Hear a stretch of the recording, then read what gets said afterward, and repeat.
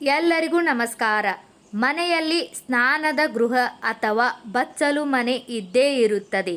ಆದರೆ ಅದು ಯಾವ ರೀತಿ ಇರಬೇಕು, ಹೇಗಿದ್ದರೆ ಏನೆಲ್ಲ ಆಗುತ್ತದೆ ಎಂಬುದರ ಬಗ್ಗೆ, ಪಾಲಿಸಬೇಕಾದ ನಿಯಮಗಳ ಬಗ್ಗೆ ಈ ವಿಡಿಯೋದಲ್ಲಿ ತಿಳಿದುಕೊಳ್ಳೋಣ. ಮೊದಲಿನ ಕಾಲದಿಂದಲೂ ಸ್ನಾನದ ಮನೆ, ಶೌಚಾಲಯ ಹೊರಗಿರುತ್ತಿತ್ತು. ಆದರೆ ಈಗ ಮನೆಯ ಒಳಗೆ ಇರುವುದರಿಂದ ಸ್ವಚ್ಛತೆ ಮತ್ತು ವಾಸ್ತುವಿನ ಅಗತ್ಯ ಬಹಳ ಮುಖ್ಯ. ಸಾಮಾನ್ಯವಾಗಿ ಎಲ್ಲರ ಮನೆಯಲ್ಲೂ ಪುರುಷರು ಅಥವಾ ಮಕ್ಕಳು ಶಿಸ್ತು ಪಾಲಿಸುವುದು ಕಡಿಮೆ. ಹಾಗಾಗಿ ಗೃಹಿಣಿಯರೇ ಗಮನ ಕೊಡಬೇಕಾಗುತ್ತದೆ. ಕೆಲವರು ಬಚ್ಚಲು ಮನೆಗೆ ಹೋಗಿ ಬಂದರೂ ಕಾಲು ತೊಳೆಯುವುದಿಲ್ಲ. ಈ ತಪ್ಪನ್ನು ಮಾಡಲೇಬೇಡಿ. ಕಾಲು ಬೇಗ ನೆಗೆಟಿವಿಟಿಯನ್ನು ಆಕರ್ಷಿಸುತ್ತದೆ. ನೆನಪಿರಲಿ, ಸ್ನಾನಗೃಹ ಮನೆಯಲ್ಲಿ ಉತ್ತರ ಅಥವಾ ವಾಯುವ್ಯ ದಿಕ್ಕಿನಲ್ಲಿರಬೇಕು. ಇದನ್ನು ಎಂದಿಗೂ ದಕ್ಷಿಣ, ಆಗ್ನೇಯ ಅಥವಾ ನೈಋತ್ಯ ದಿಕ್ಕಿನಲ್ಲಿ ನಿರ್ಮಿಸಬಾರದು.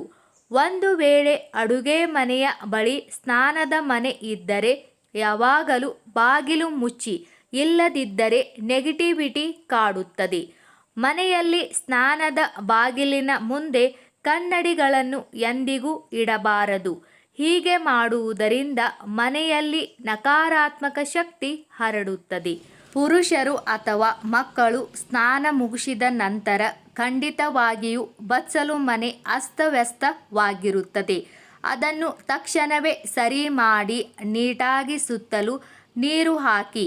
ಶಾಂಪೂ ಪ್ಯಾಕೆಟ್ ಬಿದ್ದಿದ್ದರೆ, ಕೂದಲು ಬಿದ್ದಿದ್ದರೆ ಅದನ್ನು ಬಿಸಾಡಿ ಸ್ವಚ್ಛ ಮಾಡುವ ಅಭ್ಯಾಸ ಇರುವುದು ತುಂಬ ಒಳ್ಳೆಯದು.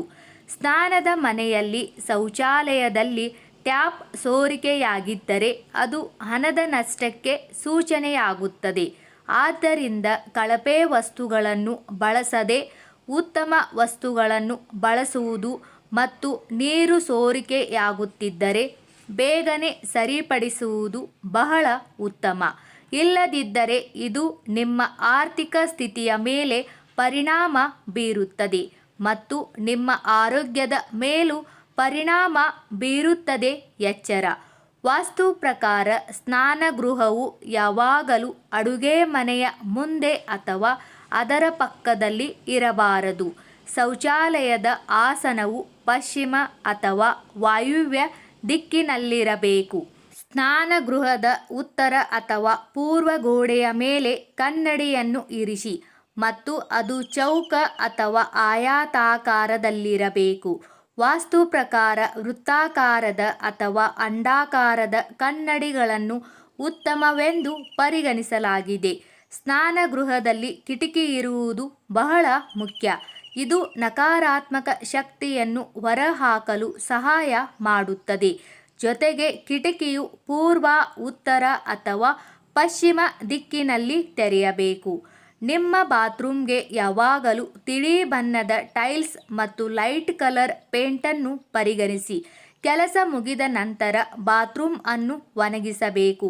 ಇದು ಬಹಳ ಮುಖ್ಯ. ಸ್ನಾನಗೃಹದ ಬಾಗಿಲುಗಳನ್ನು ಯಾವಾಗಲೂ ಮುಚ್ಚಬೇಕು.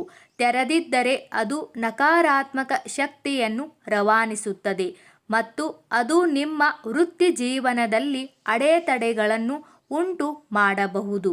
ಬಣ್ಣವು ಸಂತೋಷವನ್ನು ಪ್ರತಿನಿಧಿಸುತ್ತದೆ. ಆದ್ದರಿಂದ ಸ್ನಾನಗೃಹದಲ್ಲಿ ನೀಲಿ ಬಣ್ಣದ ಬಕೆಟ್ ಮತ್ತು ಮಗ್ ಅನ್ನು ಇಡುವುದು ಉತ್ತಮ.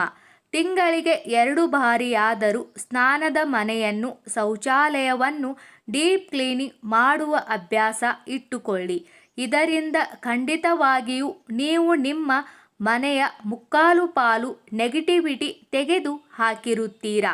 ನೀರಿನ ಬಕೆಟ್ ಅಥವಾ ಟಬ್ ಅನ್ನು ಯಾವಾಗಲೂ ಬಾತ್ರೂಮ್ನಲ್ಲಿ ತುಂಬಿಸಬೇಕು, ಖಾಲಿ ಬಿಡಬಾರದು. ಒಂದು ವೇಳೆ ಬಕೆಟ್ ಖಾಲಿಯಾಗಿದ್ದರೆ ಅದನ್ನು ಯಾವಾಗಲೂ ತಲೆ ಕೆಳಗಾಗಿ ಇರಿಸಿ. ಇದು ಮನೆಯಲ್ಲಿ ಸಮೃದ್ಧಿಯನ್ನು ಕಾಪಾಡಿಕೊಳ್ಳಲು ಸಹಾಯ ಮಾಡುತ್ತದೆ. ರಾತ್ರಿಯ ವೇಳೆ ಸ್ನಾನಗೃಹದಲ್ಲಿರುವ ಬಕೆಟ್ ಅನ್ನು ಯಾವತ್ತೂ ಖಾಲಿ ಇಡಬಾರದು. ಅದನ್ನು ತುಂಬಿಸಿ ಇಡಬೇಕು. ಏಕೆಂದರೆ ರಾತ್ರಿಯ ಹೊತ್ತು ಮನೆಗೆ ಲಕ್ಷ್ಮಿಯು ಬರುತ್ತಾಳೆ. ಹೀಗೆ ಮಾಡುವುದರಿಂದ ಮನೆಯಲ್ಲಿ ಸದಾ ಸಂಪತ್ತು ಇರುತ್ತದೆ. ಸ್ನೇಹಿತರೆ, ಈ ಮಾಹಿತಿ ನಿಮಗೆ ಇಷ್ಟವಾದರೆ ದಯವಿಟ್ಟು ನಮ್ಮ ಚಾನಲ್ ಸಬ್ಸ್ಕ್ರೈಬ್ ಮಾಡಿ, ವಿಡಿಯೋಗೆ ಲೈಕ್ ಮಾಡಿ, ವಿಡಿಯೋನ ಶೇರ್ ಮಾಡಿ. ಎಲ್ಲರಿಗೂ ಧನ್ಯವಾದಗಳು.